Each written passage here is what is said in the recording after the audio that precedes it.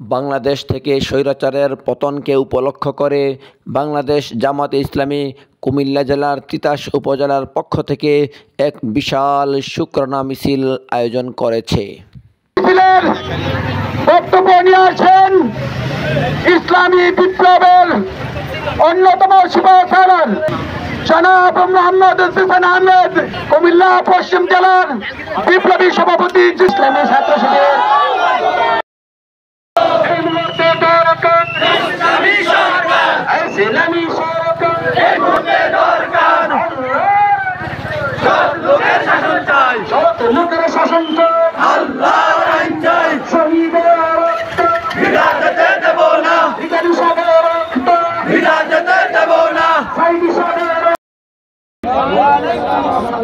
প্রথমে আপনাদেরকে ধন্যবাদ জানাই যে দীর্ঘ সময় ধরে বৃষ্টিতে ভিজে এই শুকরানা মিছিল বাস্তবায়ন করেছেন। সম্মানিত তৌহিদি জনতা, এখানে উপস্থিত আছেন কুমিল্লা উত্তর জেলার বাংলাদেশ জামায়াতে ইসলামী কুমিল্লা উত্তর জেলার কর্মপরিষদ সদস্য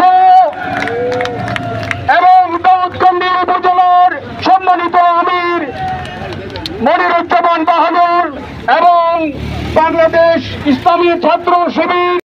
প্রতিবাদে আমরা বলেছে আমাদের আমিরে জামাত, তাদেরকে মাফ করে দিলাম, কিন্তু এবার আমরা প্রতিশোধ নেব। ইসলামী আন্দোলন চালিয়েছে জনগণের দ্বারে দ্বারে কোরআনের দাওয়াত দিয়ে। আর এলাকা আপনারা জানেন, এই সুযোগে কিছু কুচক্রী মহল বিভিন্ন বাসা বাড়িতে হামলা চালাচ্ছে, অনেক সংখ্যালঘুদের মন্দিরে হামলা চালাচ্ছে। এই হামলার প্রতিবাদে আমরা দাঁড়িয়ে যাব। যেখানেই শুনবেন যে সংখ্যালঘুদের উপর নির্যাতন চলছে, আমাদেরকে জানাবেন, আমরা তীব্র প্রতিবাদ করে এই সন্ত্রাসীদেরকে দমন করবো ইনশাআল্লাহ। আর যাতে বাংলাদেশে বহির্বিশ্বের চক্রান্ত না হয়, বাংলাদেশকে সুন্দরভাবে গঠন করতে পারি, এই দায়িত্ব জামাত এবং শিবিরকে নিতে হবে। এই তৌহিদি জনতা বাংলাদেশ জামাত ইসলামী এবং বাংলাদেশ ইসলামী ছাত্র শিবিরের দিকে তাকিয়ে আছে। এজন্য আজকের এই যে ক্ষণিকের বিজয়ে আমরা আনন্দিত হতে চলবে না। আমরা এই বিজয়